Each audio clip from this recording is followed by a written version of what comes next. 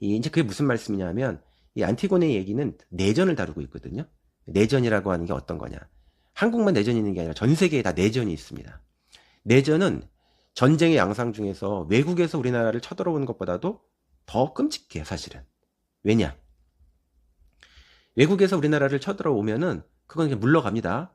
물러가면 그냥 끝이에요. 임진왜란 어떻습니까? 일본 사람들이 일본 그 왜구가 물러갔잖아요. 그러니까 옆 나라에서 서로 뭐 이렇게 서로 그 갈등이 있고 증오가 있고 이렇게 하지만 거기 물러갔단 말이에요. 내전이 일어나면 어떡합니까? 한 나라 안에서 같이 살아야 돼요. 그러니까 임진왜란보다 더 끔찍한 게 6.25예요. 그러니까 광화문에서 지금 벌어지고 있는 전쟁이 끝난 지 지금 벌써 얼마가 됐습니까? 지금 반세기 훨씬 지났잖아요. 한 70년, 이제 70년이 지났음에도 불구하고 거의 100년이 이제 머지않은 때거든요.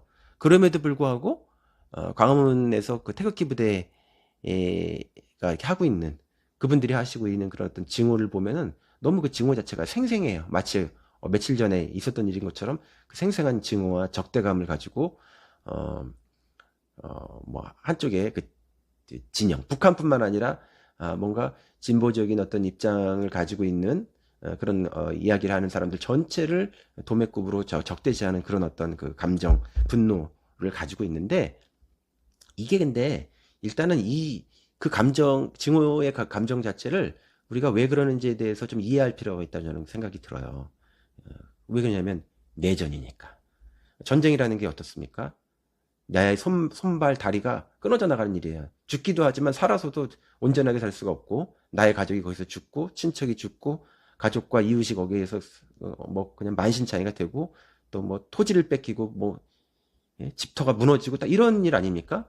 그러니까 이게 실제적으로는 너무나 끔찍한 일이다 보니까 그 징후가 잘 몸에 새겨진 상태에서 지워지지가 않아요. 이성적으로 지워지지 않는 게 아니고, 이성적으로 아무리 그걸 지우려고 해도 몸이 가지고 있는 그 기억이 그 이제 트라우마라고 하죠. 그게 사라지지가 않습니다. 100년이라는 세월도 굉장히 긴 것처럼 보이지만 짧은 거죠. 그 징후가 몸에 있는 거예요. 안티고네 얘기는 그 크레온 이제 그 안티고네에겐 두 명의 오빠가 있었어요. 이 안티고네의 아빠가 오이디푸스 왕이었는데 그 왕이 죽은 다음에 왕위를 물려받을 두 명의 이제 오빠가 있었는데 에테오클레스하고 폴리네이케스라고 하는 이 두 명의 오빠가 서로 사이좋게 왕위를 이렇게 좀 공유하는 것이 아니고 싸우게 돼요. 그래서 폴리네이케스가 이제 오빠 중에 한 사람이죠. 외국의 군대를 데리고 와가지고 자기 나라에 전쟁을 일으킵니다. 그러다가 두 오빠가 죽어요. 근데 에테오클레스는 자기 나라를 지키다가 죽은 사람인데 폴리네이케스는 다른 나라의 군대를 데려와가지고 자기 나라를 쳐들어와가지고 자기 나라를 만신창이로 만든 일종의 국가의 그 전범 같은 사람이잖아요. 그러니까 이런 어떤 상황에서 리더로서 왕위를 이제 임시적으로 맡게 됐던 사람이 이제 크레온이거든요. 안티고네와 이 두 명의 왕자의 이제 삼촌이기도 하고 현재는 이제 왕이 된 사람이에요. 그러니까 이 사람이 어떤 식의 법령을 내리겠습니까? 이렇게 나라가 만신창이가 된 이런 내전 상황.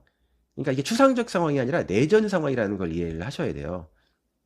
어떤 분이 제 요 유튜브에 보면 댓글 쓰시면서 간단하게 할 수 있는 얘기를 왜 이렇게 복잡하게 문학을 얘기하는지 모르겠다. 그냥 효율성이 없고 한 줄로 얘기할 수 있는 걸 한 권으로 얘기하는 걸 내가 시간도 없는데 이런 걸 읽어야 되냐? 난 그걸 읽을 수가 없다. 그러면서 문학을 읽어야 되는 효용에 대해서 얘기해달라 이런 댓글을 봤는데 이해가 됩니다. 예. 문학의 효용성이 없죠. 문학은 효용성이 없지만 구체적이고 생생하기 때문에 보는 거예요. 문학에서 우리가 보는 거는 그 생생한 어떤 그 실감을 얻기 위한 그 현장 속으로 우리를 가게 만드는 6.25 전쟁이라고 하는 걸 우리가 요약하면 한 줄로 요약할 수 있잖아요. 1950년에 6.25에 북한군이 쳐들어와서 이런 사건이 터졌고 이렇게 하다가 전쟁이 여기서 끝났고 서로 마신창이가 되었고 분단이 되었고 그리고 아직도 분단 상태에서 이렇게 오랜 시간 살고 있다. 이렇게 한 줄로 얘기할 수 있는 얘기지만 한 줄에 어떤 실감이 납니까? 거기에서 무슨 일이 있었는지 실감이 나지 않죠. 그리고 하나의 상황에서도 그 상황 속에서 처해 있는 사람들의 어떤 관점이나 이해관계가 다르기 때문에 구체적으로 무슨 일들이 어떤 방식으로 일어나는지 그리고 그것에 대해서 사람들이 어떤 방식으로 그것을 겪었는지에 대한 방식이 차이라든가 이런 것들이 드러나지가 않아요. 그러니까 그런 거를 이제 드러내는 얘기가 바로 이제 문학의 얘기죠. 안티고네 얘기는 사실 그런 얘기입니다. 일단 이 작품을 잘 이해하시려면 제목이 안티고네로 되어 있지만 크레온을 잘 이해하셔야 돼요. 이게 요즘에 보면은 이제 아침 드라마 같은 것들을 보면 막 악인이 등장하는 그런 아침 드라마 있잖아요. 막 나쁜 여자가 막 등장해가지고 막 어떤 사람들을 막 복수를 하고 뭐 이런 얘기가 막 어떤 뭐 음모를 일으켜가지고 뭔가 망가뜨렸어. 그러니까 거기에 대해서 그 피해자가 뭐 피해자의 딸이라든가 가족이 뭐 한참 있다가 몇 년 있다가 또 어렸을 때 당했던 딸이 커가지고 그 기업에 들어가가지고 복수를 하는 얘기 뭐 이런 얘기들이 많은데 이런 얘기들이 좋은 작품이 될 수가 없는 게 여기에는 선악의 구도가 모두 명확해요. 그러니까 선악의 구도가 명확하니까 거기에 대해서 악이 거기에 대해서 이렇게 징벌받는 처벌받는 그런 얘기를 볼 때 우리는 정의가 실현되는 것 같은 쾌감을 얻기 때문에 기분이 좋죠.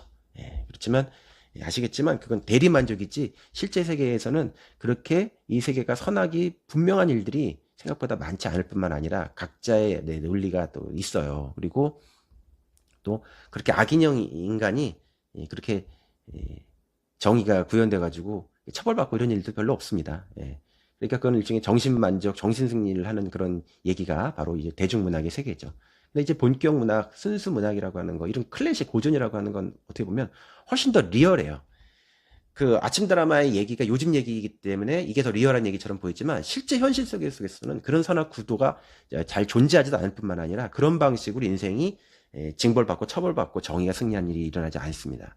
그런데 기원전 5세기, 지금부터 무려 2500년 전의 이야기지만 이런 얘기가 훨씬 더 사실 리얼한 면이 있어요. 왜냐하면 어떤 사건이 터졌을 때 그 사건의 비극적 사건이 터지는 뒤를 따져보게 되면 이 두 개의 대립된 어떤 입장을 가지고 있는 사람 얘기들이 나름의 다 어떤 이유를 가지고 있는 거예요. 들을 만한 이야기이기 때문에 그 얘기를 열심히 우리가 경청해 보는 게 바로 문학의 얘기거든요.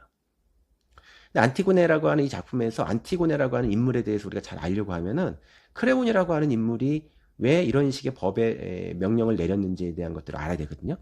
그러니까 이 사람이 이 반대되는 인물, 주인공과 거기에 대해서 대립되는 인물이 있는데 이 주인공이 대립되는 인물이 현대의 무슨 SF 영화라든가 뭐 그런 영화들에서는 빌런이라고 불리지만 반대되는 인물이 빌런이 아니에요.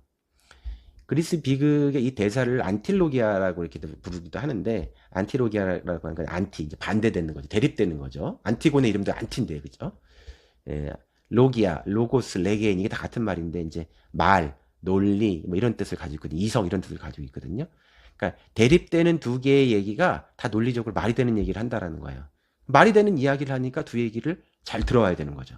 그리고 하나의 얘기가 말도 안 되는 얘기라고 한다면은 그 문제가 간단하지 않지만 둘 다 말이 되는 얘기라고 한다면은 이건 굉장히 딜레마적인 거고 생각해 보기 어렵잖아요. 그러니까 이게 바로 스터디를 해야 되는 문제가 되고 철학적 문제가 되는 거고 윤리적 어떤 이슈가 되는 거예요. 안티고네라고 하는 제목을 붙였지만 안티고네를 잘 우리가 이해하기 위해서는 크레온이라고 하는 인물을 일단 잘 이해해 줘야 되거든요. 그럼 크레온이라는 인물이 가지고 있는 크레온이라는 인물을 잘 이해하려면 크레온이 처해 있는 상황을 잘 이해해야 돼요. 이 사람은 뭐예요? 나라의 임금이잖아요. 대통령이잖아요. 근데 이 사람이 어떤 상황이냐면 내전 직후에 왕이 된 사람이에요. 6.25 전쟁 직후에 왕이 된 사람이에요. 이 사람이 첫 번째 내린 명령이 뭐냐면 국가의 이 혼란 상태를 국민들이 가지고 있는 이런 어떤 증오의 상태를 적대적 상태를 일단 어떤 방식으로든 지금 중단시키고 사회가 돌아가게끔 이제 만들어야 되는 이런 임무를 가지고 있는 사람인데 첫 번째 내린 명령이 그거예요. 이 나라를 쳐들어온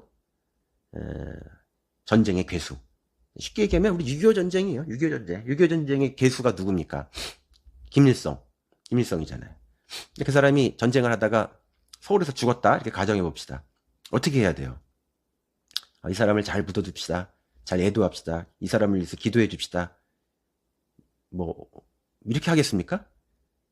불가능한 얘기죠. 그러니까 이 크레온이 내린 이 명령, 이 시체가 이제 죽었단 말이에요.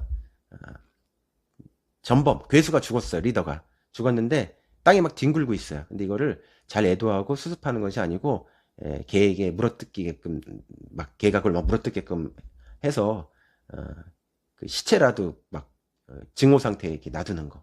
수습하지 못하게 놔둔 거예요. 이게 바로 이제 크레온의 명령이었어요. 이건 임금의 명령이라고 얘기하지만 사실 개인적 명령이라기보다는 그 공동체의 구성원들이 가지고 있는 징후, 그 사람들이 가지고 있는 어떤 생각, 이해관계, 정서, 그 상식을 대변하는 바로 그런 커먼센스의 언어를 가지고 있는 법이라고 봐야 돼요. 크레온의 언어를. 뭐 왕이라고 해가지고 마음대로 할 수 있는 게 아닙니다. 이게 공동체 구성원들이 전부 다 그렇게 그런 생각을 가지고 있는데 어떻게 왕이 독단적으로 마음대로 합니까? 그러니까 이 드라마에서 진짜 문제는 이게 안티고네와 크레온의 대립처럼 되어 있지만 사실 안티고네는 크레온과 대립하고 있는 것이 아니고 공동체 사람들이 모두 가지고 있는 어떤 공동의 이해관계, 공통의 어떤 정서, 그런 적대감, 그것과 대립하고 있기 때문에 안티고네가 이제 고립되어 있다고 볼 수 있어요.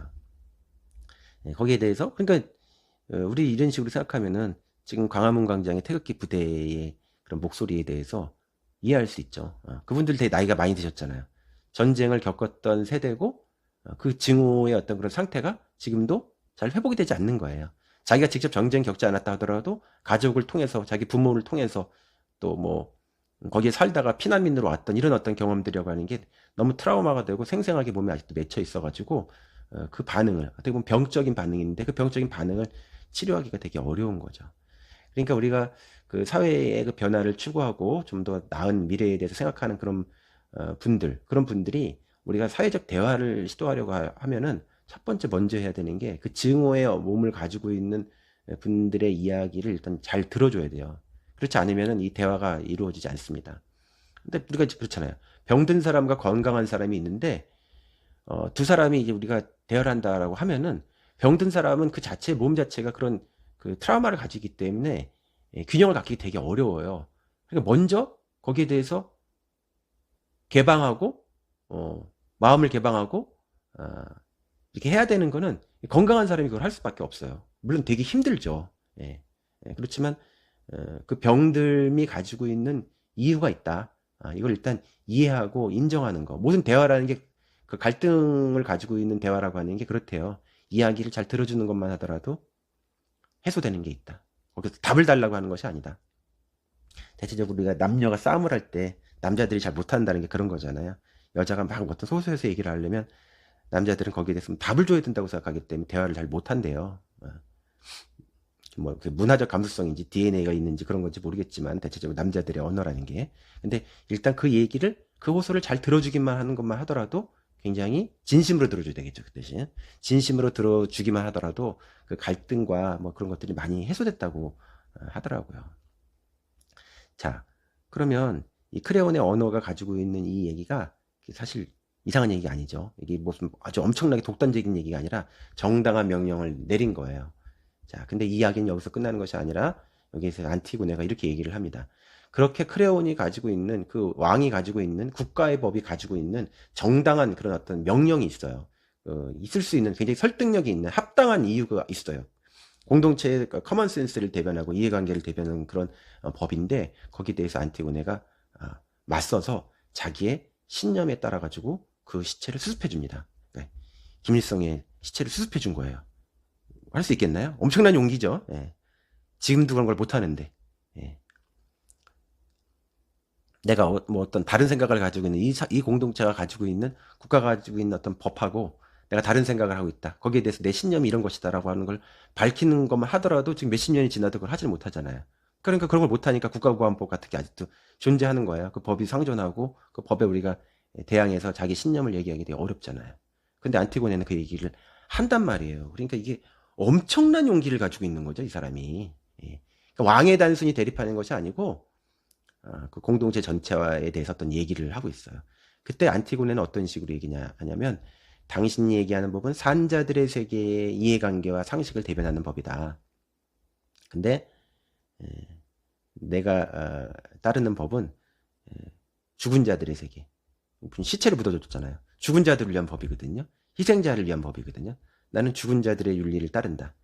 나의 법은 하데스의 법. 저 지하에 계신 죽음의 신의 법을 나는 대변하고 당신의 법이 지금 굉장히 맞는 것처럼 보이지만 그 법도 100년 갈까? 200년 갈까? 300년 갈까?